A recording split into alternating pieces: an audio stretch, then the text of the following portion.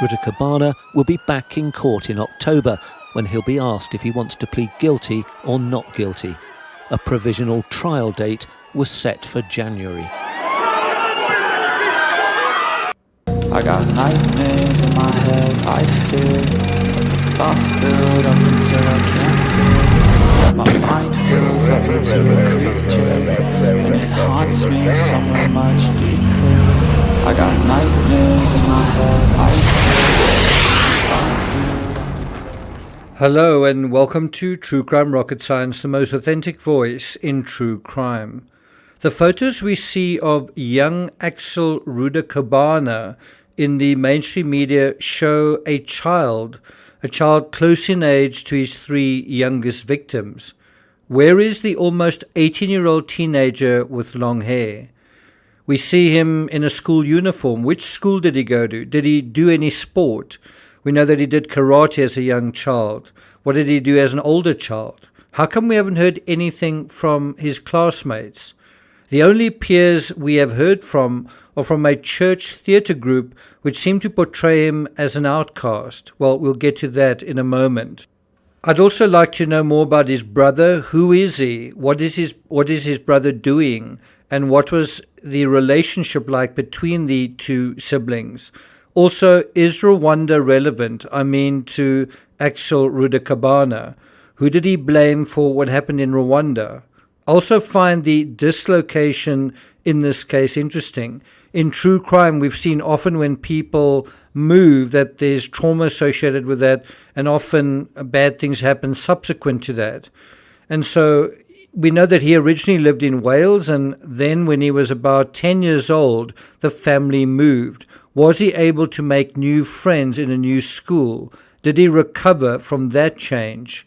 Can I also just say I'm concerned by what I'm seeing. There is a real justice crisis going on in the UK right now, but the real criminals are the fearmongers, the shock jocks, the hate peddlers on social media who are hijacking this story and sticky taping their concerns, other concerns, political concerns, and trying to weave it into this story to suit their own rhetoric. What's even more concerning are the people who are going along with that without thinking critically about this sort of opportunism. Now let's deal with 5 new insights with regard to the Southport incident. But before we get to that, if you haven't subscribed to the channel, please do. Bear in mind I'll be doing a special statement analysis on Amanda Knox, the suspect at one point, a suspect in the murder of Meredith Kirch. I'll be dealing with that sometime tomorrow, so look out for that. If you find this analysis sensible and worthwhile, please like, share, leave a comment.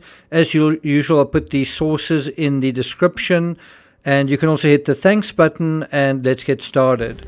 So, 5 new insights with regard to the Southport incident. Number 1, he smiled as he entered the court. Now, if I didn't know any better, like Brian Koberger, when Rudakabana entered court, he smiled. It was, if you think about the absence of any other thing that he didn't say anything in court. He hid his face in court. This was the only sort of interaction that we're aware of, that he entered court after being captured to face charges, 3 charges of murder and I think 10 of attempted murder. And what does he do? He smiles. And this suggests to me his first thought when he saw the packed courtroom and the media present was, well, I'm being seen, I'm being recognized, mission accomplished. And so he's gone from being invisible, a non-entity, to now he's being seen. And he seems to like that idea. That brings us to number 2, no social media. This notion of social death that we brought up in the first analysis, it seems to be reinforced here by the fact that there are 0 photos of Rudakabana as a teenager, something we also saw with Thomas Crooks, right? Very unusual. This youngster appears to have no digital footprint online. Why not? Number 3, extroverts versus introvert. I had to really trawl through a relatively, through lots of publications, but I eventually stumbled upon a relatively obscure publication, Times and Star, to find commentary from other kids about Rudakabana.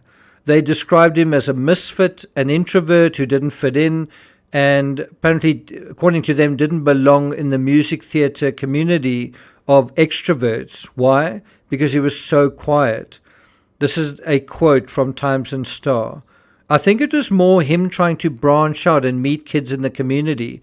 He was enjoying it, but with musical theatre kids, they're very extroverted. He wasn't. He was very quiet. He didn't really talk about himself that much. And so I'm guessing this made him even quieter.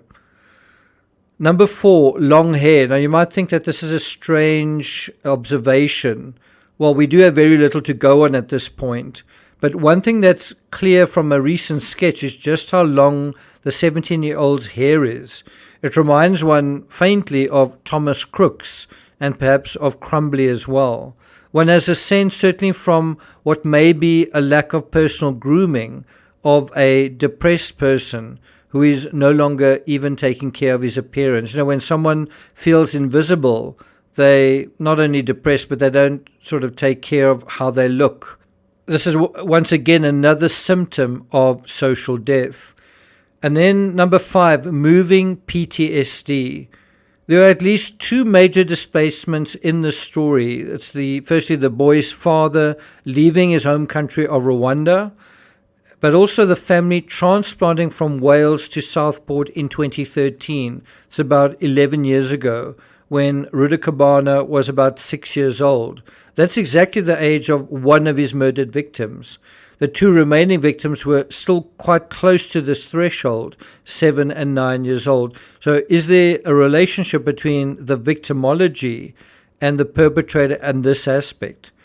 Right? One has to wonder, was he able to make friends when he first moved? And how did the girls around him treat him? Also, how did the school in Banks receive him on his first days? Whatever the answer is to that, it does seem that he was not particularly social. There was someone who lived near to the perpetrator who said, I've lived here 20 years. I've never, ever seen him. And then there's another aspect, church psychology. That somehow does stand out here, how devoted his family were as Christians. They weren't simply Christians, but apparently heavily involved with the local church. That's also according to the Times and Star. People would often hear them singing from their house, according to the Liverpool Echo. The Times has reported that Rudakabana has a background in musical theatre. A friend from his musical theatre group told the newspaper, the Times and Star, that he turned up one day in class and they said, make him welcome, because he's just moved from quite far away. Well, did they make him feel welcome? Did he feel welcome? And I think what is true in the UK right now is a sense of the United Kingdom almost breaking away from Europe, and also being kind of insular, basically saying we want to be British, we are less friendly in a way to people who aren't British, I guess. I think if you want to experience what it is like to be outnumbered by people that are different from you, you should come to South Africa. And funny enough, there are a lot of British tourists who come here and feel very welcome and really enjoy it here. That's maybe a different conversation for a different time. The other thing is, did Rudakabana's church affiliation endear him particularly to his peers? Because if you think about it, the church aspect, also the fact that he was quiet and he was a mummy's boy, all of that put together, wouldn't that have made him appear like a softie, not only to his male peers, but perhaps more particularly his female peers as well? All of this aggravates this underlying aspect, which is that does he feel invisible at a time when young people are testing their wings and leaving the nest? This whole thing about invisibility as well. If you're living in a culture that is sort of becoming less friendly to people who are, let's, for the lack of a better word, say aren't British or aren't thoroughly British, is that going to increase a feeling of a young person's invisibility? is that going to diminish their status? Think about the whole Brexit thing. Is that going to make someone feel less welcome, especially someone changing schools? What do you think? And perhaps because he wasn't feeling welcome, because he was actually feeling like an outcast, and this went on perhaps for years, perhaps he wanted payback. Now, I haven't been able to find any information about bullying. Was it a factor? I don't know. Perhaps that'll come out in the fullness of time. I'd also be interested to know what a forensic analysis of his phone and computer searches reveals. Will it be anything like what we saw with Thomas Crooks? Anyway, I'm not going to take it further than that. Thank you for listening, and I'll see you guys next time.